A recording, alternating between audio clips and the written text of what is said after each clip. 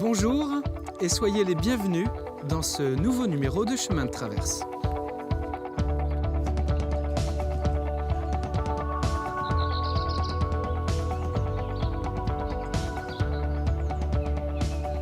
Poires, pommes, fraises, framboises. Cette semaine, je vous emmène au verger de Brunetière de Nieul-le-Dolan à la rencontre de Richard Lézot. Il cultive son verger en biodynamie.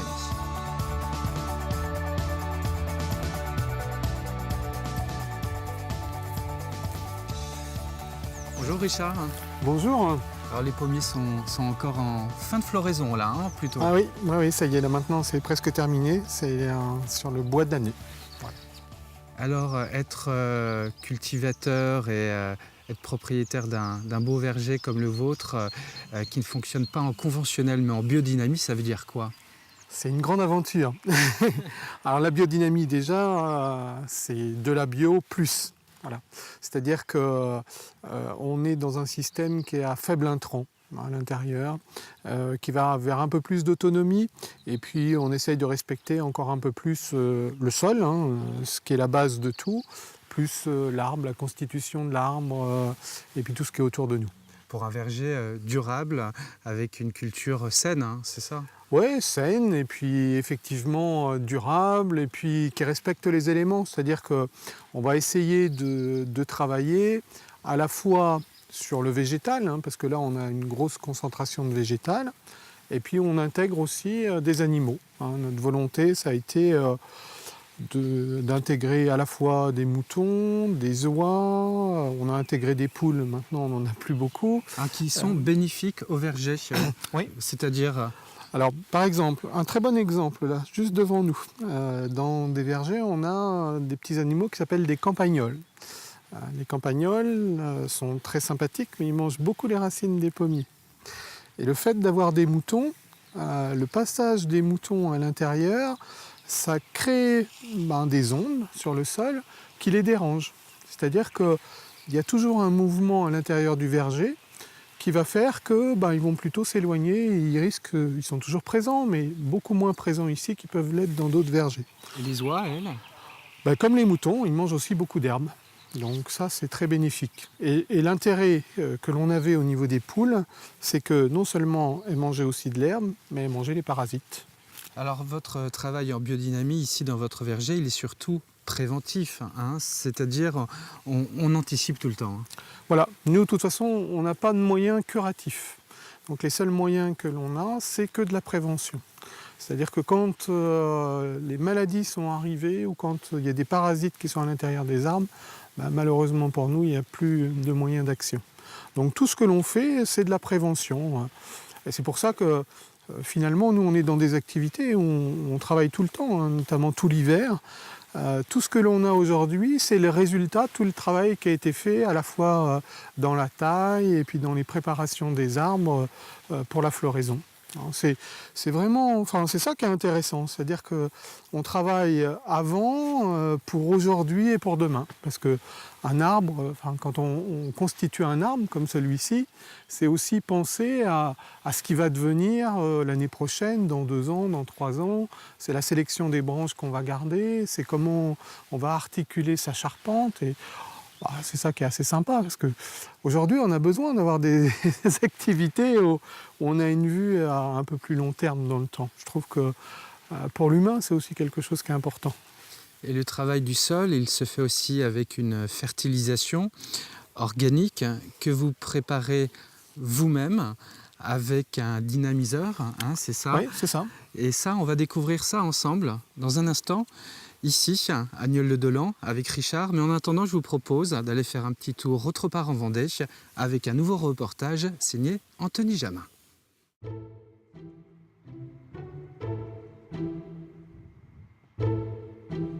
Nous sommes à Sigournay, dans une serre de production artisanale de spiruline. Frédéric Rémune est aquaculteur, spirulinier même. Quotidiennement, il vérifie l'état de ses bassins, à commencer par la couleur de l'eau, révélatrice de l'état de santé de la culture. Là, moi, j'interprète la couleur de mon bassin aujourd'hui, feuille de tomate. Donc, couleur feuille de tomate, c'est un bassin qui va très bien. Après, il y a le pH à prendre. pour voir justement le taux de pousse de la spiruline. Le pH est à vérifier régulièrement. Et après aussi la densité de la spiruline dans les bassins. Donc j'ai un instrument très très sophistiqué qui s'appelle un disque de Secchi. C'est un densimètre en fait. Hein, on plonge ça dans le milieu de culture et on se rend compte, j'ai des petites graduations sur mon disque de Secchi, de la densité de la spiruline. Et là, je ne vois plus mon disque blanc du Secchi, donc je le remonte. Et là, en fait, je suis à un Secchi d'un demi. Je n'ai même pas 1 centimètre, j'ai un demi de Secchi. Donc ça veut dire que la spiruline est prête à être récoltée demain matin. La spiruline, au départ, on l'appelle actuellement une microalgue. Mais en fait, réellement, c'est une cyanobactérie qui a 3,5 milliards d'années sur la planète et qui est à l'origine de l'atmosphère sur la planète. Sans ce règne des cyanobactéries dont fait partie la spiruline, pas d'atmosphère et donc pas de vie humaine. Pour la cultiver, Frédéric a trouvé la bonne solution, respectueuse de sa philosophie.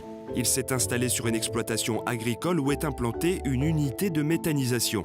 La spiruline, elle se nourrit de minéraux, donc du NPK. Elle aime bien le soufre, elle aime bien le CO2. Et ici, ce qui est intéressant, c'est de pouvoir arriver à travailler le maximum la nourriture de ma spiruline avec les rejets de cette méthanisation. Moi, je revalorise une partie du CO2 que dégage cette petite unité de méthanisation. Une fois arrivée à maturité, la spiruline est récoltée par filtration pour donner une pâte fraîche, le beurre de spiruline. Pour Frédéric, une bonne récolte sur ses 100 mètres carrés de production, c'est environ 15 kg de biomasse fraîche, soit 1,5 kg de produits secs finis. L'estrudage, en fait, c'est un principe de tourner la manivelle pour pouvoir arriver à faire des grandes spaghettis de spiruline fraîche. Enfourné dans un séchoir à basse température, il suffit de 4 heures à 40 degrés pour faire de ces spaghettis frais des paillettes de spiruline prêtes à la consommation. Je me plais à dire, c'est une algue ancienne du futur parce qu'elle a beaucoup de choses encore à donner pour les populations futures par rapport à sa richesse nutritive et à sa richesse protéinaire et tous les micronutriments qu'elle contient et les effets bénéfiques santé en tant qu'aliment santé et pas en tant que complément alimentaire santé.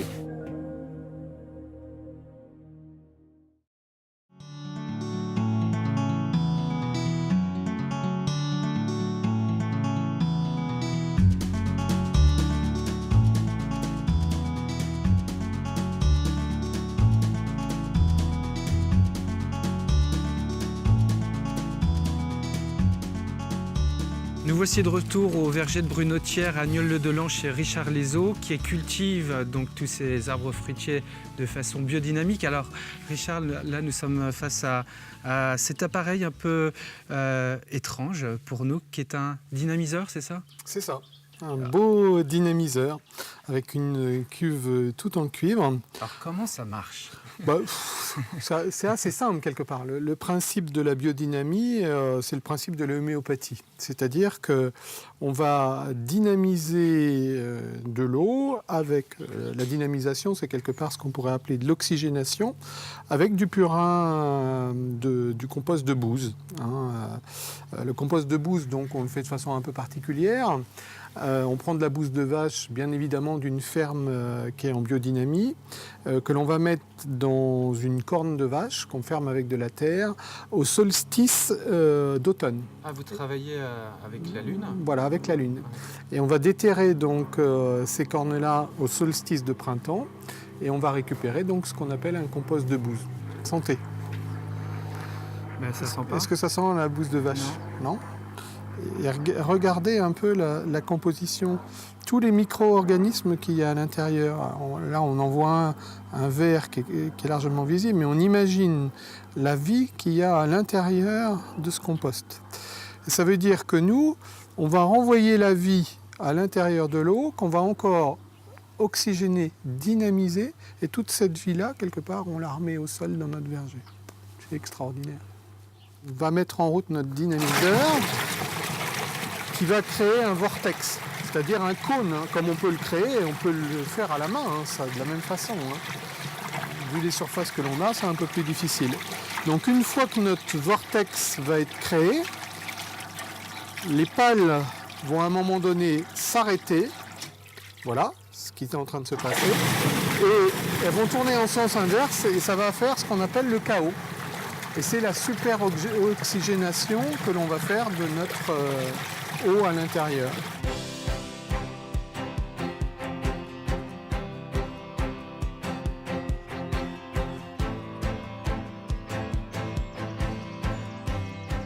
Alors, Richard, dites-moi, vous êtes tombé comment dans la biodynamie? Au départ, j'ai voulu connaître, donc j'ai beaucoup lu. Et puis un jour, lors d'une formation que j'ai fait à Avignon, j'ai rencontré un biodynamiste, Jean Costa, qui est quelqu'un qui faisait des abricots, qui faisait des figues, du raisin de table, des prunes. Et c'était au mois de juin, et il m'a fait goûter des abricots. Et je n'avais jamais mangé des abricots aussi bons que ceux-là. Toute la particularité, c'est venait du fruit. Et je me suis dit, là, il y a quelque chose à travailler sur la biodynamie. Alors voilà la variété que nous avons essayée. On a plusieurs arbres dessus. Donc ça, c'est un échange que nous avons au niveau international, parce qu'on rencontre des arboriculteurs et des chercheurs sur toute l'Europe. Il a été planté quand, ce jeune poirier? Il a 3 ans aujourd'hui. Il a déjà donné? Il a déjà donné des poires, oui. On a eu une récolte de poires. Alors c'est la curiosité qui vous amène à ces expérimentations. Et puis c'est le lancement, c'est-à-dire que chaque variété, n'importe quelle variété que l'on a aujourd'hui, c'est des variétés qui ont été testées dans des milieux professionnels, en arboriculture professionnelle comme nous faisons. Vous expérimentez quoi d'autre encore ici? Des figuiers, je crois. On va essayer quelque part de sortir des figues différentes, c'est-à-dire nous on va rechercher du goût de la figue qui est beaucoup plus petite, souvent noire plutôt que verte, et très goûteuse, une qualité gustative supérieure à ce que l'on retrouve habituellement. Moins de volume, plus de goût.